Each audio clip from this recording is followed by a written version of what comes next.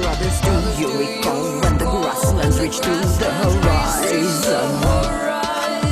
And the deafening roar of countless wings overhead.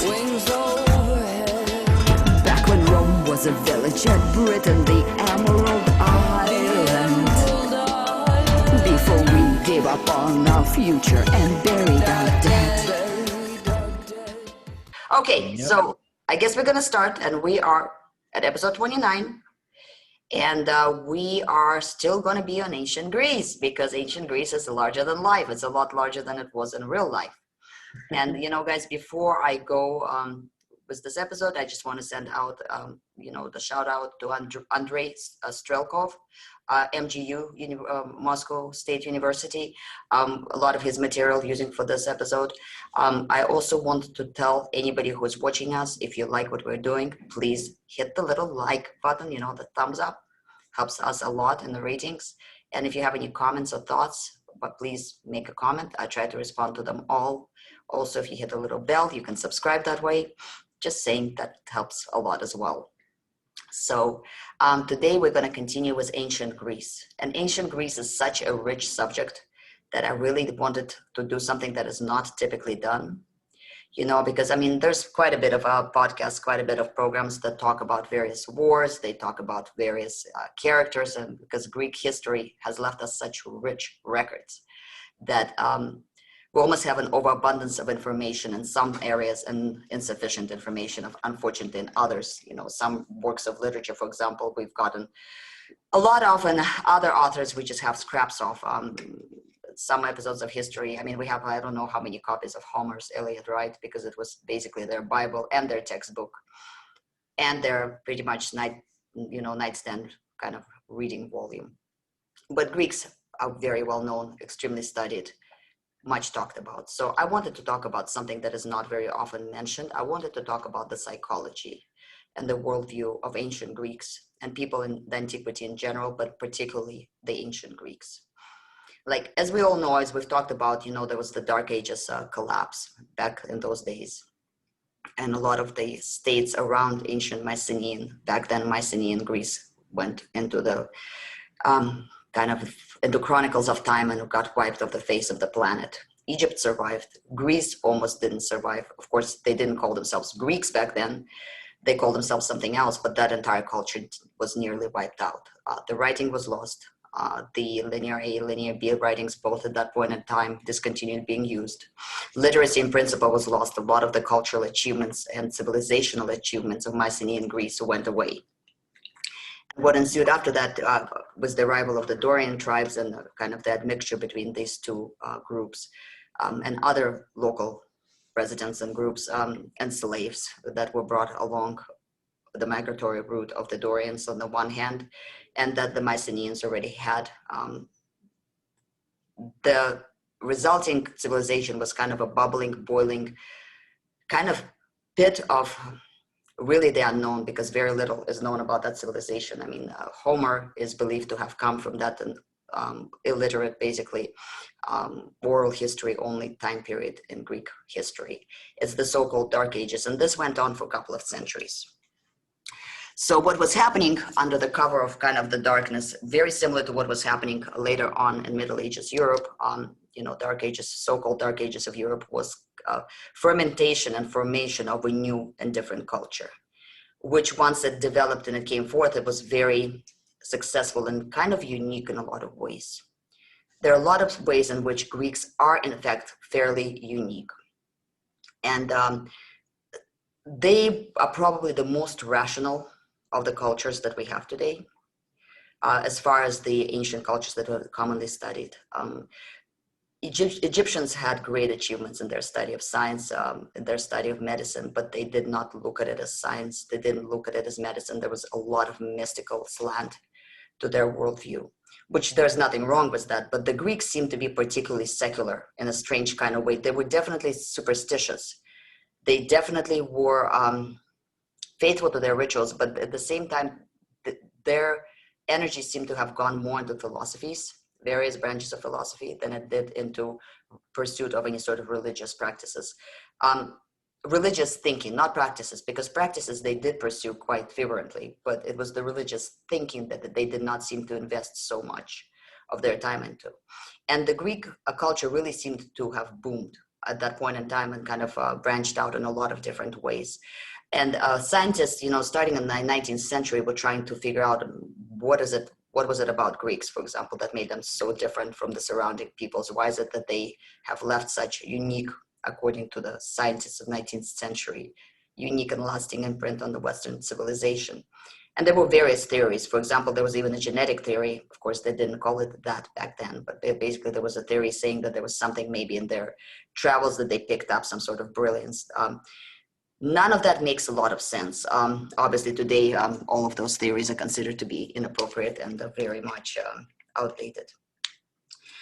I think, and I've been thinking about it, and there's a couple of things that modern science really, modern historians use to explain that. One of the things is, of course, the territorial situation, to where you did have these various subcultures almost, because the Greeks were they never made a uniform state, as I have mentioned before. They never kind of turned into a singular, they never really gave up their individuality of the city-states. And so partially it was the competition. And again, I bring forth the word competition. It's going to be key in this conversation.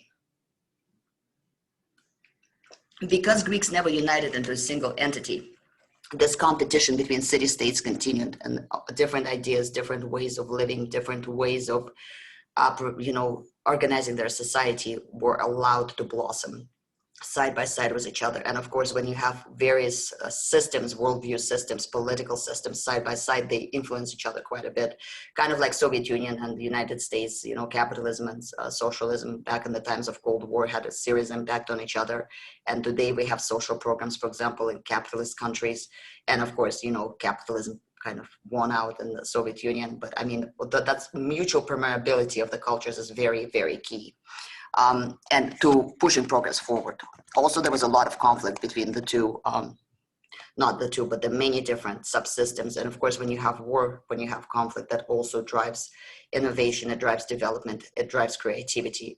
And the conflict was of a scale where it was minor enough to not be mostly catastrophic under most circumstances, but it was enough of an irritant to continuously, provoke people, to continuously push people to develop, to come up with ideas, to come up with new solutions to various questions and various problems that they were facing.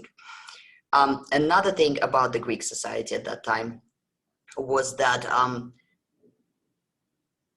because of this competition between the city-state, there was a concept that was at the core of the Greek society, and that was the concept of Agon. So agonistic principle, the English word agonistic, also the English word agony, they're all, of course, the same root words, and they both are based on the same Greek term. And in Greek, that is agon. And agon is the idea of healthy, fair, and valiant competition in order to determine who is best in the contest. The Greeks didn't believe in such thing as second place or third place. You either won or you were a loser. And every Greek strived to be at the top, to prove that he was the best. And of course, I say he because in Greeks, not until much later, the females were really not a part of the same kind of social structure. They didn't really have the option to compete per se.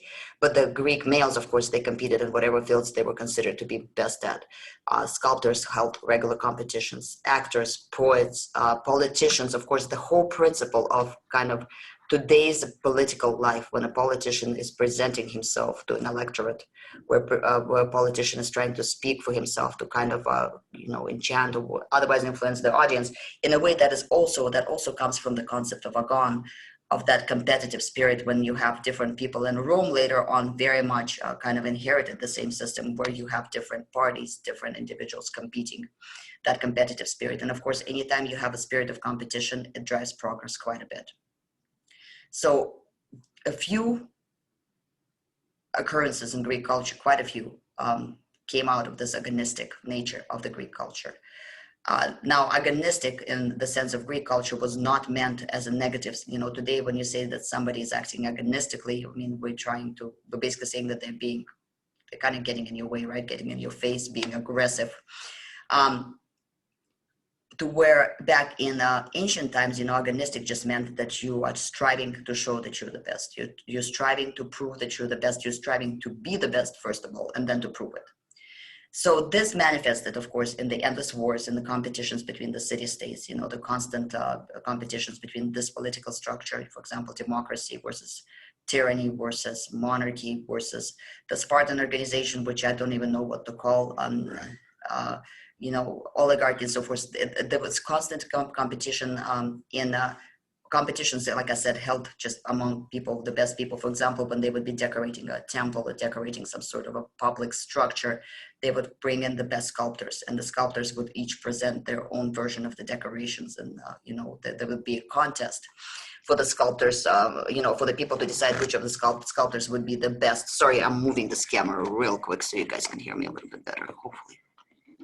And it was not abnormal, for example, for a sculptor to, actually it was not only not abnormal, it was absolutely normal for a sculptor in this competition to always nominate himself as the winner, because everybody got to vote, even the people participating in it. Go ahead, Chris. I have a question. The different city-states had different structures, like Sparta and Athens were totally different political structures, social structures and whatnot. But this idea of striving for perfection, would they not look at each other's states and see how if the other guys did it better, maybe adopt that system? Or were they all very restrictive for themselves? It seems that oftentimes, because there was such a strong competitive spirit, adopting your opponent's system, we've got Jake joining us. Adopting your opponent's system was not always beneficial. But by the time we get closer to the classical and we hit the classical period, each city has already established its own preferred form of rule, and they're absolutely convinced, like a lot of countries are today, that their preferred form of rule is the form of rule that is absolutely the best, and they're usually trying hard to prove it, kind of. Go ahead, David. Within democracy, oligarchy and tyranny could kind of work within it. So there were probably some shifts back and forth within those.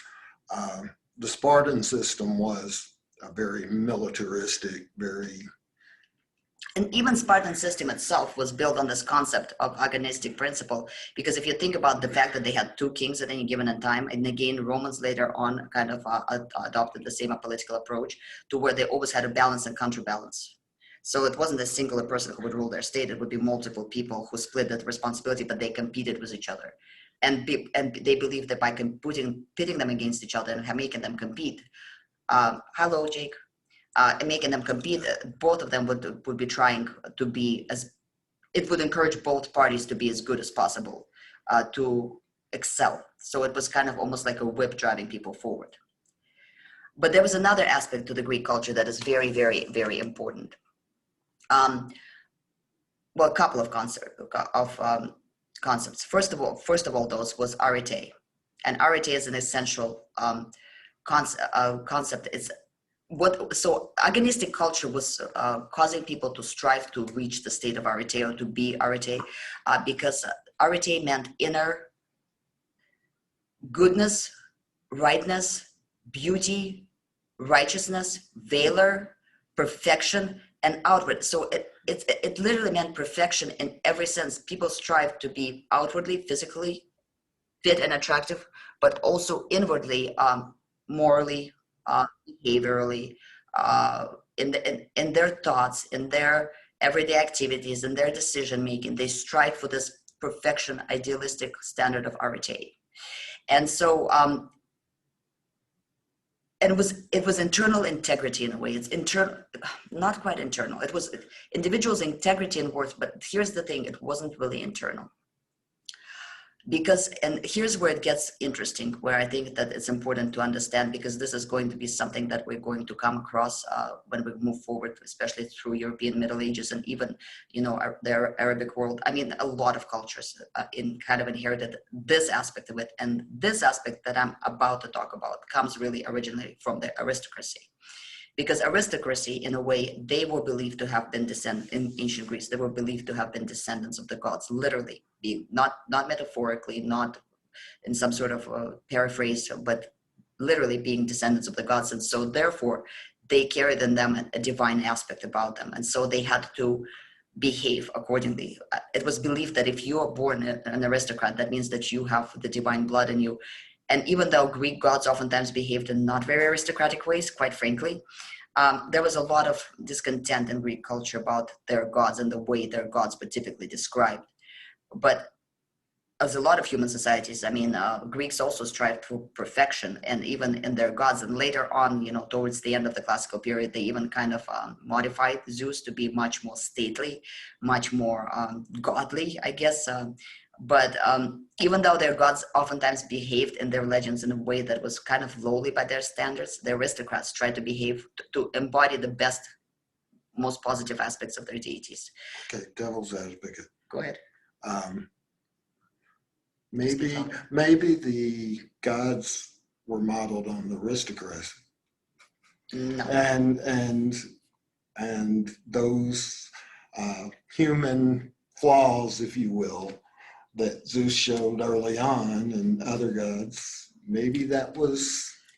Well, I think that the gods in general, I see your point, but here's the thing: we have records of how people behaved. We have records, quite a few records from Greece about what was considered to be right and what was considered to be wrong, what was looked down upon and condemned, and what was approved of by the society.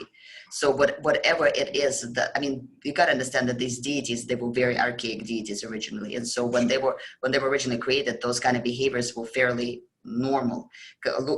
And you're getting me into a little bit sideways concept. I mean, okay, I'll go there. So here's the thing. When people are we're going to go on a side journey about religion. There's an interesting thing about any religion. If you're familiar with, for example, some of the Norse sagas, and Eddas and whatever, gods are oftentimes portrayed in very unfavorable, almost comical, sometimes grotesque, sometimes very silly manners, ways. And that is something that we see happen in religion when religion is at its heights. In other words, when a society completely believes in their deity, they can tolerate that deity having flaws, because the deity, the existence of the deity, the power of the deity, and the rightness of the deity, or deities in this case, is so unquestionable that it's okay to joke about them, that it's okay to, people are comfortable in their religion, so they can play with it. Religion gets very stately, and the tales about gods get very stately and proper when religion starts dying. Usually, that's when it gets formalized, when it gets structuralized, because at that point in time, the internal faith of the people starts going away, and this basically the religious and political structures try to maintain it, and the people themselves try to maintain it by kind of codifying it and almost like censoring it, cleaning it up, making it prettier, more impressive. Not because there's the natural force of belief, but because there is a lack of it. Right? They're trying to grab onto something that's slipping and kind of make it more impressive. So I think that the stories of the gods, first of all, I mean, a lot of these stories, they were really, they were not the official version of what was practiced in the actual temples, because the official versions of what was practiced in the actual temples was oftentimes secret knowledge, and we don't have information about that. What we do have information about is vernacular beliefs, I'm saying, kind of folk beliefs, which oftentimes are closer to the roots, closer to the origin, and closer to that initial, very rowdy, very kind of open, almost childlike faith. And so people would play with their gods, they would tell stories about their gods, and they would feel comfortable with that, and they would not, because they knew the gods were great. In other words, so a god can misbehave, Zeus can misbehave, it won't make him any less great than he was previously, if that makes sense. So that's a little veer off in that sense. But no, back to what I was saying with aristocrats. The idea of arete, the idea of this Agon, it comes originally from aristocratic class, and we see it as early as Homer's Iliad. When you see, every time you have, those of you who have watched the movie Troy, which by the way is surprisingly not the worst possible movie about Trojan War, especially considering they left the gods out, which was probably the best thing they could do, because truly ancient Greeks didn't really, we can go on a separate conversation about Homer's Iliad and how much he actually believed in gods and how much it was a parody on gods and how much in the Greek society it was viewed as a parody on gods and sometimes inappropriate parody on gods. But even as early as Iliad, we see these things when you have a hero from one side, single combat, We will see it later in the knightly societies. And the idea that war is almost a form of competition. You don't have a mass of people, you know, like then later battles when they just ram into each other and it's slash and it's horror. You have one hero, another hero. They step out and they are engaged in a ritualized contest. Now it's a contest oftentimes to the death, but nonetheless, it's a contest that has internal set of rules that you cannot lie in, you cannot cheat in, you cannot, the reason, for example, why Paris is such a negative character in, you know, Homer's Iliad is because Paris repeatedly cheats those rules. You know, Odysseus is a questionable character morally because he plays with those rules a lot. The idea is that you play by the rules, you compete fairly, and you win fairly, and you acquire fame, reputation, and recognition that way. So, go ahead. Chris, we're going to say something? Or are you just moving stuff around? Does anybody have anything to say? I actually did have a question. It might be a silly one, but were there any examples maybe where aristocrats or anybody else tried to achieve this level of perfection in order to actually become a deity? It doesn't seem likely, but I was curious. No, in Greek history, there are only two characters. Mythological, not in Greek history, in Greek mythology, there's only two characters who ever achieved the deity status.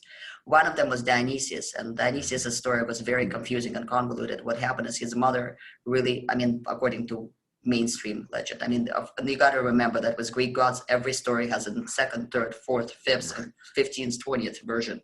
But the main story says that his mother really wanted to see Zeus in all his godly glory. And because she made him give her a promise that he would fulfill one wish no matter what, he had no choice to keep that promise. And the moment that he turned into his godly self, it was too much for her and it just struck her dead. Well, she was pregnant with Dionysius at the time, and Zeus, who didn't want his son to die, he took the baby, and he put the baby into his hip. And, was it hip or thigh? Or thigh, I think. And the bottom line is, so Dionysius being born of a mortal woman and technically not being able to be a god was nonetheless birthed kind of by a god, if that makes sense. So that made his status convoluted because Zeus was the one who carried him to term. But even Dionysius, throughout all of his rituals, constantly is in legends is pushing to be accepted as a true god. The second character and the main one that more relates to your question is, of course, Hercules. Right, that's kind of why I wondered about But that. Hercules is a very special case because Hercules, first of all, there's a very convoluted story again with him as usual. I mean, Zeus's original plan was really to have Hercules with him. And Hercules had to step up onto a pyre. I mean, Hercules, first of all, had to die. Second of all, he had, I mean, not die, but I mean, in the legend, it's not death, but in reality, I mean, we all, and then he had to ritually burn and purify himself of all that was human while he's still alive. So in other words, the idea of Zeus stepping up on the pyre is the idea that Zeus literally killed the human inside of himself. And only the godly essence was left. And that godly essence, not all of Hercules, but only that godly portion of Hercules, almost like a hollow shell is what stepped up onto Olympus. That's why while Hercules was highly worshipped in highly ritualistically addressed in a lot of Greek societies, he was never truly worshipped because he was not truly God. He was something else and slightly entirely. I mean, he was a hero. He was supposed to be like invincible. He couldn't die anyways, is what I understand. Maybe that's not quite accurate. No, he could die. No, Hercules definitely could die. But the thing is, I mean, and again, with Hercules, Zeus had to compromise with other gods to bring him up to Olympus. Zeus had to, and that's why he had to burn out his human essence. He had to burn out his human memories. He basically had to stop being himself. He almost became what's the name for automated animatrons, or what are they called? Animatronics?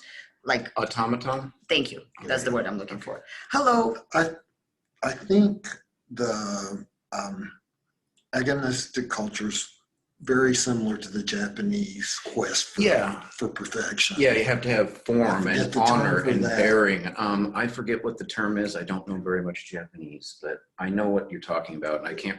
It's in whether you're a craftsman or a peasant or whatever, you seek perfection. And it's a very similar concept, and that's why I thought that would be very worthwhile to talk about it here because it is so pronounced. In Greeks, it was hyper. I mean, in Japanese later on, but in Greeks, because you had these little city-states and they all were doing that internally and externally, it's almost hyper. underlined. It's kind of hyper represented in a very, very crazy way. So another thing that we need to understand about Greek culture, you know, there's such thing as culture of shame, and there's such thing as culture of guilt. Today we live in a society, everybody on this planet, pretty much, except for maybe some small tribal societies or very closed off societies, we all live in a culture of guilt. What is a culture of guilt? I have an internal set of morals that I consider to be valuable and worthwhile. And if I go against my own internal set of morals, wherever my set of morals may be, they might not match yours, but if I go against them, I feel bad about it. I feel like I have betrayed myself. And my internal sense of worth is less measured by what other people think of me, but more measured by how I stand against, how I weigh against my own moral code and my idea of right and wrong. Yeah, they call that an honor-shame society, and societies are on quite a scale. Some are very strongly honor-shame, like Japanese and Chinese, and our Western society is becoming less and less and less honor-shame. Like people do what they want regardless of consequences these days, because we're losing that sense of the honor and shame. Right. So what you're talking about is what I'm about to talk about. Right now I'm talking about the culture of guilt, and that's what we live in today. So really post-Renaissance, people have more started internalizing their value and their worth. Now, in a lot of archaic societies, like what you were saying, and not even archaic, just older societies, even all the way up to late Middle Ages, up to Renaissance in Europe, you had the culture of shame. What does the culture of shame mean? Well, the culture of shame means that I measure my internal worth against the opinions and the standards of society as a whole. So it's not my internal moral code that matters to me most. It's what matters to me most is my reputation. You know, you live by your reputation. That's when the whole Japanese and all the other cultures kind of honor code idea comes from. A lot of aristocrats, even nobility, later on, even 19th century lived by that code. When, for example, you know, if I don't know, some geeky scientist, no offense to any scientists or geeks, is challenged to a duel by a great and famous soldier, you know, in 19th century, even as far as, very beginning of 20th century, is challenged to a gun duel, and he's never held a gun in his hands in his entire life.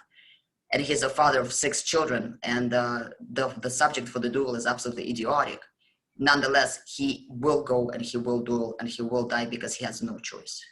He absolutely has no choice because his internal self-worth is completely tied to that concept that if he loses face in the eyes of those around him, if he loses reputation in the eyes of those around him, that is a catastrophe, that is a death, that's a fate worse than death. That's the idea of honor code, in the sense of, kind of that.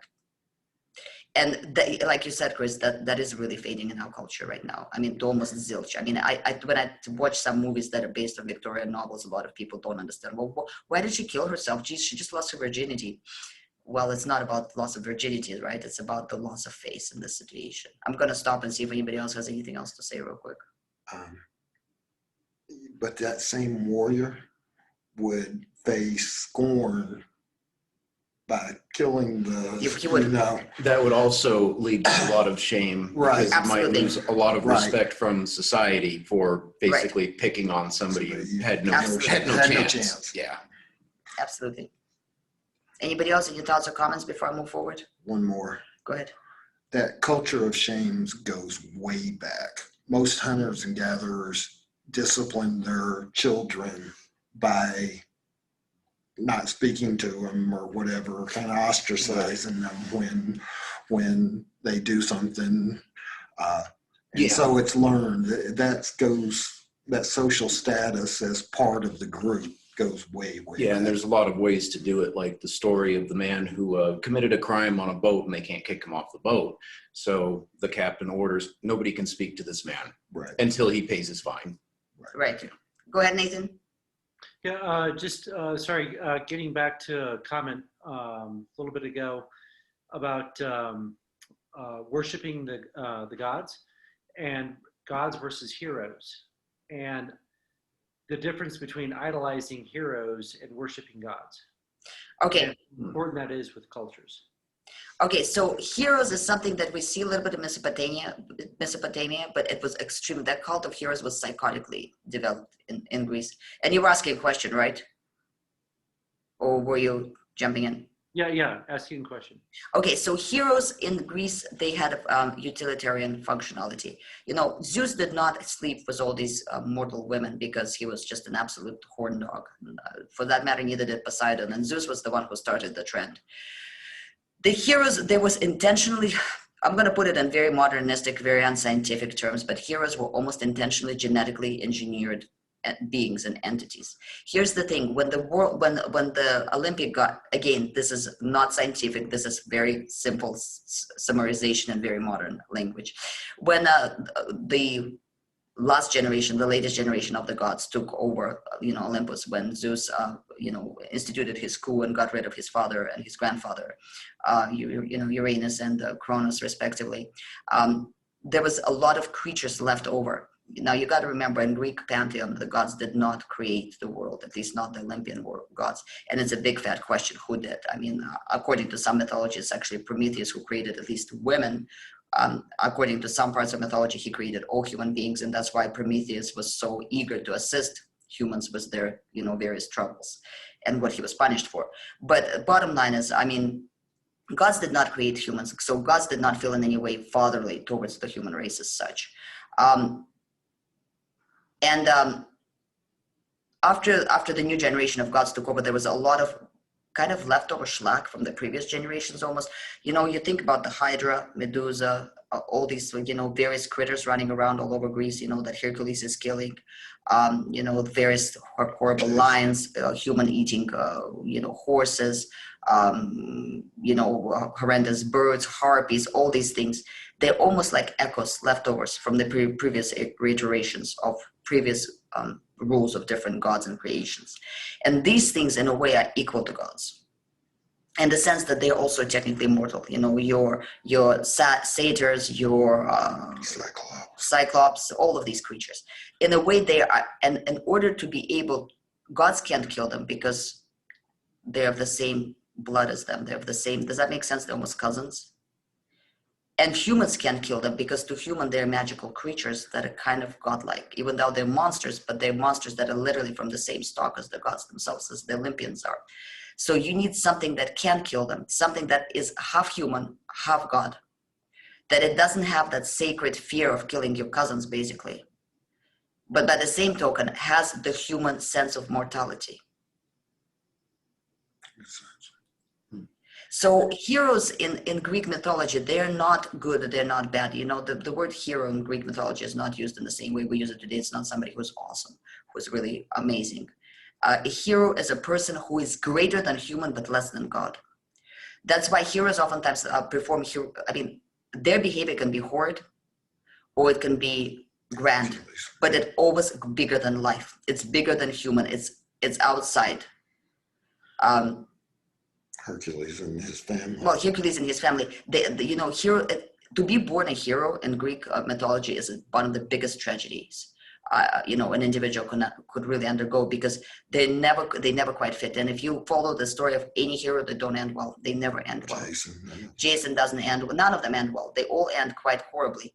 Because they're between two worlds. They feel that godly, ether in them, but they don't have this, they don't have the purity to transcend and become a god, to where at the same time they don't fit in with humans, because to them humans are just mortals running around and they're stuck between the two worlds. They're mortal, and yet they have the godly might burning up and burning them inside.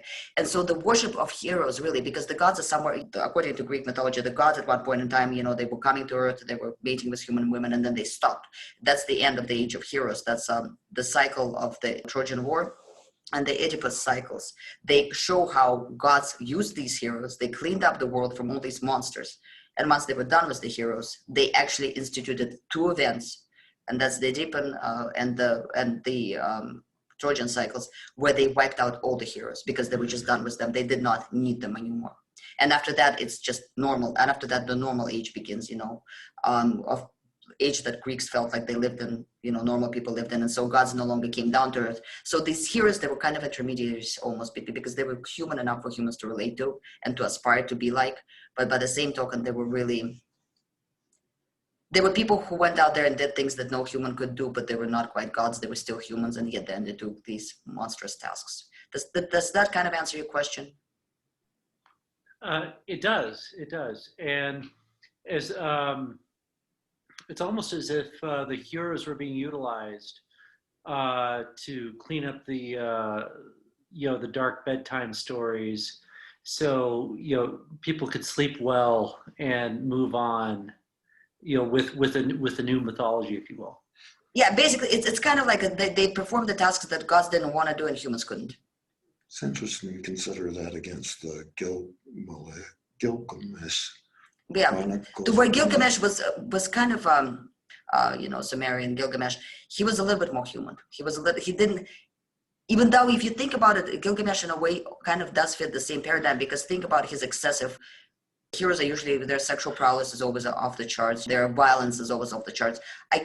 So what you get with the idea of aristocrats. So once you start diluting that blood just a little bit, you get grandchildren and great-grandchildren of the same gods, of the same heroes. You still have this awful might. You still have Achilles, who is an outstanding warrior, because everybody who's fighting the Trojan War on both sides, frankly, are descendants of gods. Just how many generations removed is depending on each individual person. Achilles is probably the most pure of the heroes in the Trojan War, and that's why he's so essential for that conflict to be resolved. That's why without him, the Greek army could not move. Why without him, the Greek army could not ever achieve victory, and everybody in the Greek camp knows that. And that's why Achilles is sitting it out when he's been... Okay, so here's the thing. So beginning of the Iliad, great was the wrath of Achilles, right? Why is he so wrathful? Why does he stop fighting for the Greek army? Why does he go and sit while his comrades are dying left and right? I mean, to us, it looks like he's being a pouty child, right? I mean, he had a favorite toy. That's his slave girl. The slave girl got taken away. He gets very, very upset, and he just lets his comrades die. That's not how Achilles or the other Greeks saw it. What happened to Achilles, he is a great warrior, right? He was allotted by the council of all the warriors of equals a prize because he fought well. He deserved a prize. He was given... That girl, she's not a slave. She is a medal. Now, imagine if he was a veteran or a fighter who was granted a medal by the military, and then his immediate commander said, "Nope, I'm going to take your medal away, screw you." I mean, that's the reaction that we see from Achilles. It's dishonor that he's reacting to. It's not the loss of the slave girl, because later on when he gets her back, if you notice, she's never mentioned again, because she's really not that significant to him. It's the fact that she's a token. She's a representation of his valor, of his reputation, of his worth in the eyes of surrounding fighters. And when that gets publicly disrespected, that's when Achilles withdraws from the battle and refuses to fight. Ajax in the same Iliad, after the death of Achilles, Ajax is one of Odysseus's cousins, right? And is he Odysseus's or is he Achilles? He's Achilles' cousin. He's not the one that got killed. Yeah, no. He's Achilles' cousin, but he fought valiantly to retrieve Achilles' body once Achilles was killed, right? And Achilles had this amazing armor that was made, by the gods themselves for him. And of course, as being after Achilles, he was the strongest, physically toughest, not very smart, but like the mightiest warrior in the entire Greek army, right? And he honestly and sincerely believed that after everything is done for the Greek army, just for his sheer skill on the battlefield and his ability on the battlefield, because he retrieved his cousin's body and the armor, he deserved to be recognized as the best remaining warrior in the Greek camp after the death of Achilles. And when that armor was actually given to Odysseus, Ajax commits suicide, basically. Because again, it's not because he's whining over a cool toy. It's because his arete was not recognized by his peers. His honor was not upheld. And that is something that happens oftentimes. I mean, there's an interesting thing about the Greek society. On the one hand, because recognition of your peers is so important, we will see Greeks constantly bragging. You see that in Viking society, for example, right? You see that in a lot of societies like the Vikings, constantly kind of telling big tales of themselves. In our society, it's considered to be a bad thing to brag. It's considered to be a decent kind of nasty thing to do. But in those archaic societies, it was normal and good to put forth your good traits. If you were a sculptor and you have created a perfect sculpture, well, yeah, damn right, you're going to go out there and say, I am the best sculptor on the planet. Look at my sculpture. It is absolutely the best in the world. That's why the sculptors would vote themselves as first place in any competition, always. And then one of their opponents second. It was normal Greek behavior. If you did something, that's why, for example, in the ancient world, kings would oftentimes put up writings on the walls or, carvings, whatever. They say, I, the great king of blah, blah, blah, have conquered blah, blah, blah, blah, blah, so many people, and I have killed all their... that self-praise was not considered, Darius or any of them, it was not considered to be morally wrong. It was not considered to be over the top. It was considered to be normal, standard way of presenting itself. But on the opposite side of that same concept was the whole concept of, nemesis. Nemesis means, how do I put it? It's negative opinion of others. It's being laughed at, being pointed at, it's being disrespected, disregarded, dismissed. And that sort of behavior, would lead very great Greeks to kill themselves, to suicide. Pythagoras, for example, how do you pronounce it in English? Pythagorean theorem. The guy who did the mathematical theorem was the pants. Pythagoras. Yeah. But he stopped chiding students in his, that he had his own school of mathematics and magic and mysticism. He stopped chiding his pupils after one boy, in front of other pupils, after he did that publicly, went and hung himself, for example. That was a very common response. I mean, Socrates, maybe. Well, Socrates to a point, really. Socrates to a point. Again, I mean, Socrates taking poison was kind of an echo of that. Maybe Socrates was a little bit more complicated of a character than that. But really, the idea of losing faith in Japanese culture, like you've mentioned, in medieval culture, when a nobleman who got publicly whipped by the king in front of other noblemen might go kill himself because there's no point in living at this point in time. You're nothing. I have a question, actually, real quick. It's about the whole, bragging about your work, like if you're a sculptor or painter, whatever. Is that maybe partly how we got the tradition of, special signatures, proof marks, whatever? It's like, absolutely, this is my work and it is that good that I'm going to put my name on it and brag that I did this painting. Absolutely. Okay, curious. Yeah. And so, and here's the thing, because this is where, like, today's Olympic Games, they kind of come from the same concept. How did Olympic Games start? I'm not going to talk about who supposedly was the originator of the Olympic Games. There's about 15 of them, including Hercules, who was not the same Hercules that we all know. It's a different Hercules. But I'm not going to go into all that. The idea behind the Olympic Games was really the idea of you start with aristocratic combat, right? One-on-one combat to the death, but that gets fairly wasteful over time. And so somewhere that evolves into the idea that if you're doing the same competition, you're just not killing each other. And so Olympic Games, they were, as we all know, they encompassed all of Greece. I mean, during Olympic Games, all wars stopped. I mean, it happened every 5 years, and people from all over Greece would come and fight, compete for their ability to compete again in the Olympic Games. But in every form of sports, whether it was, chariot racing, whether it was wrestling, whether it was, throwing of the discuses, you only had one winner. And that person was considered, that was the only way to answer. I think you asked me the question, who asked me the question about whether somebody could become godlike. Godlike. That's the only way in the Greek mythology, really, in Greek worldview, that you truly could become godlike, not through war, not through any sort of work, not through any sort of achievements. The only way you could truly become godlike in a way, or rather prove your godlikeness, is by being a winner. Victors in those games were respected, were honored, were treated with absolute reverence for the rest of their lives, But here's the thing about the Olympic Games. They did not compete for any material goods. As a matter of fact, all the way until much later in Greek history, towards when it was getting corrupt and pretty much falling apart, your only prize for your Olympic victory was really, a wreath, an olive wreath, right, and nothing else. People invested ridiculous amount of funds, to travel from their hometown to this location, to train, to hire the best potential teachers, to just be able to present themselves, to buy olive oil, to, smear their skin with, but the idea was that you do not cheat, you adhere to the rules. The idea of cheating at Olympic Games, like what we're dealing today with doping scandals and all that stuff, was unthinkable. High salaries, any kind of financial reimbursement for that was ridiculous. You would have compromised your very victory by doing any of these things. You didn't compete for any gain other than to prove that you have arete. I got another quick. You can go ahead and finish. No, go ahead. No. When did they start doing the medals in the Olympic game? And you need modern. Yeah, That's a very modern thing then, is it? Okay, I figured that it was. I mean, it's still symbolic token, but it doesn't seem like that would have been done early on from what you described. Second, third. No, they didn't recognize second and third. Yeah, There was no such thing. that's another thing I was wondering. Yeah, there was no such thing as second or third. But it was a very prestigious undertaking. It was extremely prestigious. So the mentality of that's what I wanted to talk about, is the psychology of the ancient world, which was something that the modern society, especially in the past probably 20 years, we're completely starting to forget. And I think that concept that, Chris, you were saying, I think that concept of what, and David was saying, of that idea that the way you're viewed by your peers is more important than the way you perceive yourself.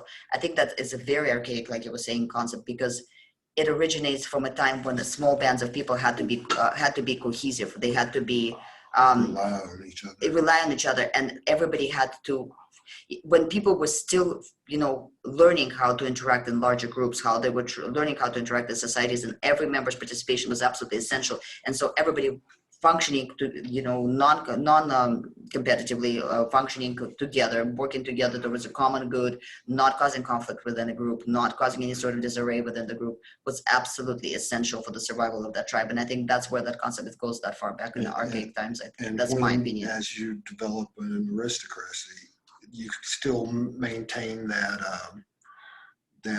interdependence, because you're exchanging the right to direct people and stuff for the payback, for keeping people safe and meeting crises and that kind of thing. Trying to keep social cohesion almost. Right. Yeah. And that is the aristocrat's function. If you think about all the much later Middle Ages time, for example, in the former Rus, Kingdom of Rus, which later became Russia, not even kingdom, whatever you want to call it, the land of Rus, which was not the land of Rus until the Vikings was summoned there. Bottom line is, the idea was that, the Saxons and the Britons, you brought in an aristocrat why did the medieval barons and various, basically aristocratic landholders have the right of court over their peasants?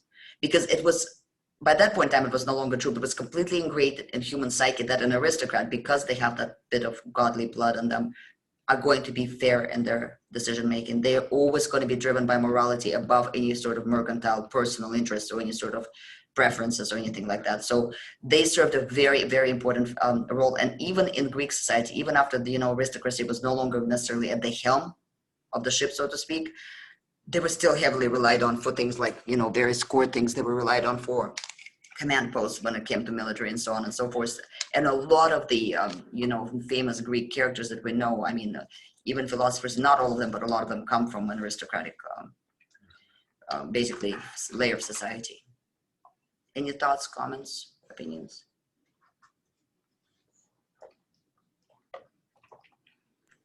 We see that in that show Downton Abbey, which is sort of the last vestiges of the aristocrat being in charge. But it wasn't just he was the boss of everything. He ran everything. The community centered around the aristocrat and the central house. Yeah, and it was an absolute disaster for the peasants, for example, if the aristocrat got killed. Right. As a matter of fact, I'm going to veer off into a totally different time zone for a second, just an interesting kind of bit of information. So we know that how much Europe was horrified by the French Revolution, right? Absolutely horrified. All the monarchs, all the society, not just the upper classes, but also the lower classes were just horrified by it. Why? Because they cut off the king's head. Now, was that the first king to have been killed in an uprising? Definitely not. But this was a public, blatant execution of a king. And here is where this kind of ties in. That idea of sacred blood inside the ruler's body, even today, to a certain degree, it's still with us. When you have situations, for example, when in China you have, government overthrow, 20th century, because the king is A, not performing his sacred duty of making sure that the land brings plenty of harvest. B, the king is not preventing the famine from happening. But the idea of the sacred royal blood, the idea in the Western society that you don't spill the royal blood, and the reason, the echoes of that idea that there's literally ether running through the veins of nobility, and the king is a representation of that nobility in the most pure form. The reason why they intermarried among themselves was to preserve that token of either. Like in our system, Divine right of we kings. have in Canada as a monarchy still, when the Queen was crowned, it was actually a religious ceremony. She was anointed with oil, and the bishops were there, and it's a religious thing. She's chosen by God to be our leader, and that's why it's all important.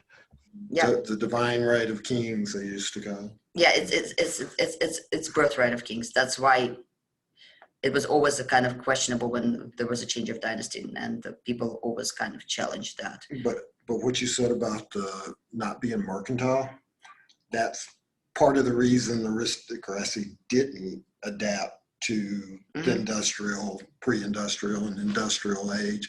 They kept seeing it in terms of land when wealth was being measured a different way. Well, yeah, and aristocracy is the least adaptable part of any society. That's why the landed gentry class in England, which is what my family came from, they disappeared because they had just the land and didn't branch out like the peers did. So as the land sold off to pay for taxes, that class disappeared, and their power was officially done away with in 1926. And still to this day, you can tell an aristocrat if you're walking down the street to see one. A true aristocrat, you can tell from a mile away. And that's an interesting fact because in the way that this concept goes so far back, and they're so almost interbred with each other, that there's almost a certain. Yeah, my father walked differently somehow. Aristocrats had their feet well turned out instead of forward and backward. That was an affected thing, but it's still there. And you watch him walk down the street, and he looked different than everybody else, and that was just the way he was brought up. Yeah. It's kind of weird. I don't know if this is really that related, but I've always kind of wondered about, in the United States at least, when we hold elections, a great number of our higher up politicians, like the President of the United States, a lot of them have royal bloodlines.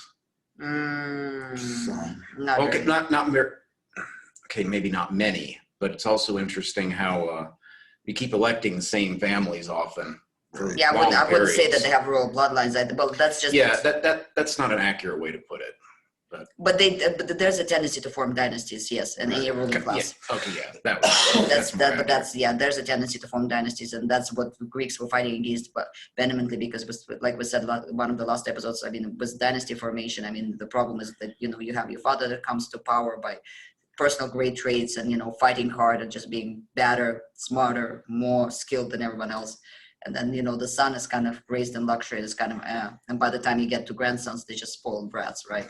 That are just wasting people's time and just absolutely impossible to deal with. So what's interesting is that the common people still kind of recognize it in, like, for those, we're all pretty much old enough to remember Charles and Diana's wedding. And there's a fascination with that. Yeah, I've always kind of wondered why the British are they just won't let go of the royal family. Really, they're like celebrities, I guess. As a Canadian, I can tell you it's because why would you? They're our country. I mean, the Queen could have her last name could be Canada's. I mean, if you look at the coat of arms of Canada and the coat of arms of the Queen, they're identical, because the Queen is the country, so she is all of us. And that's thank you for saying that. Yeah. That is no. Chris said it actually perfectly. The king is all of the country, literally. To where a president is a person doing a job, a king in an idealized world is he is the avatar of the people. That's an interesting way to think about it. I hadn't thought about it that way. And that's why the idea of beheading your king and spilling that sacred ether onto the ground, onto the filthy ground, that means you strangled kings, you poisoned kings, you killed kings by whatever that means necessarily. Killing your country, basically. Yeah. And you're stopping forever the future of your country. I know Americans have a lot of trouble understanding this concept, but as a monarchist and a Canadian, I can feel it. Yeah. Absolutely. So that's something that I wanted to really bring forth to where moving forward, because this concept of, of arete, of honor, of aristocracy, of, and even the agonistic concept to a certain degree still exists in a way in our society today. And it's something that is going to be very, very important when we get further into Rome. A little bit set it aside, but they kept some aspects of it. Rome was a little bit I mean, Greeks were a little bit more, I don't know, was their heads in the clouds than the Romans in a way. Romans were very practical. They were very practical. They were, in a way, very brute, very simple people when they started out. And very mercantile. Very mercantile. But Greeks, they could be mercantile, but if you were an aristocrat, you couldn't be. I mean, by definition, you could not be mercantile aristocrat. The moment you became a mercantile, you stopped being an aristocrat. Basically, that's how that worked. And that's the concept that's going to stay with us all the way into World War I, because it was essential in actually what happened in World War I and everything else. So I hope this episode, even though it's not really kind of historical per se, it was more kind of philosophical. I think that's kind of a helpful discussion, because these are things that are not often talked about and are not often thought about in the modern world. Well, we're living with some of it to this day still, so it started then, and so it pertains till now, so why not talk about it? It's historical, I agree. And moreover, we default to it for example, in military, among gang members, in prisons. This idea of when society starts narrowing down and becoming a lot more, I guess, survival oriented, suddenly this concept of honor, of keeping your word, of your reputation, of everything else suddenly becomes very essential. And anytime you have a stress situation, I think people can only allow themselves to live in this modern society of where it's all internalized when everything is very stable. And if you look at any post-apocalyptic movie, I mean, if you look at the main characters, right? I mean, the good guys, and I don't care what country produced the movie, they always, suddenly society defaults to that idea of keeping your word, standing your ground, not being mercantile, putting your people before yourself, putting your people before personal gain, that sort of idea. What you almost see it in what's the zombie show? The Living Dead. The Walking Dead. The Walking Dead. Yeah, I mean, in any of them. Anything like that, you see those qualities of leadership or eventually become. And the concept of like honor. In fact, actually, the way that I was raised, and when you're doing a business, that concept is kind of dying out now, maybe. But if you're old-fashioned, your word and your handshake, if you broke any of the contract of the code, then all of your peers would lose all respect for you. Mafia runs on that. You know what I'm saying? Yeah, like smugglers run on that. Old school mafia, of course. I mean, I'm talking about, the Godfather type mafia. Any sort of covert organization runs on it, because it's not operating under the umbrella of equality and the kind of averageness that I think overpopulation has caused in modern society, because it's much more select, smaller societies, and everything is by the word of mouth, and your reputation suddenly becomes your life. As a Canadian, I can comment perhaps on the American society becoming less honor shame. It's a lot more litigious. Like a man's word isn't necessarily his bond anymore, especially in the States. Particularly in the corporate world. Yeah. Yeah. It's profit over honor, definitely. Yeah. But I think that's everything I really wanted to say today, unless somebody else wants to jump in. Was the idea of the soldier not being able to kill the officer that we saw in like the Revolution, the Civil War, those time frames, was that of a similar kind of note? I didn't catch the first part of what you said. As far as what idea? Yeah, soldiers, particularly in not becoming an officer. No, not being able to kill an officer. Of course. That was the idea was particularly in the Age of Enlightenment and through there that officers were to control the fight. They were to keep it from becoming just brutal. It's not just that. I mean, originally in most armies, there was no growth in ranks. You know what I'm saying? You could not start as an infantryman, whatever, and become an officer, because soldiers were soldiers and officers were aristocrats. Right. And it was understood that without the oversight of aristocrats, soldiers as brute force would not be able to fight in any way, shape, or form. They would not be able to think, to plan, to organize. They would not be able to they would run. And they would commit atrocities. They would commit atrocities and everything else. Part of it. The fight would just become chaos in general. Right. Also, it had to be structured. Right. The knight goes here and the pawns go there. Right. And so to kill your officer is basically to cut off your own head. So that's definitely to this day frowned on in all military. Even though there is this idea of growing through the ranks, still to this day, officers are a slightly different class. And even somebody who rose through the ranks to become an officer is oftentimes not the second lieutenant's got a bullet in the head in Vietnam. because Well, right. there's That's because the system broke duty. down. There's a duty to perform. And that's the situation when you have an abuse of power, of course. I mean, of course, all of these, we're talking about an idealized version. We're talking about, perfect concept. We're talking about mythological ideas here. So, but yeah, that's pretty much what I wanted to talk about. And if nobody objects, I kind of want to do Africa next time. I just want to take a break from Greeks and actually just do African continent. Whatever I can do on it. Let's double check our dates to make sure that we're all doing it the same. Let's see. So the next one will be the 15th, Thursday. Does that work for everyone? Okay. Thank you so much, guys. I'm looking forward to seeing everyone, and I'm so glad everyone was able to join. And like I said, we have a special visitor. Well, today. I'm in the podcast anyways, but I just happen to be here. But he just happens to be driving through. So it's so good to see everyone. Thanks, guys. Everybody be well. Bye-bye. Yeah. Oh, I gotta go.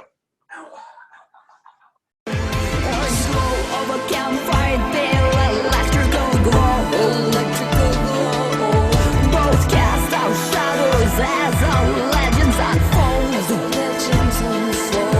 We are the archetypes that exist within every man's soul. And we will live forever as long as stories are told.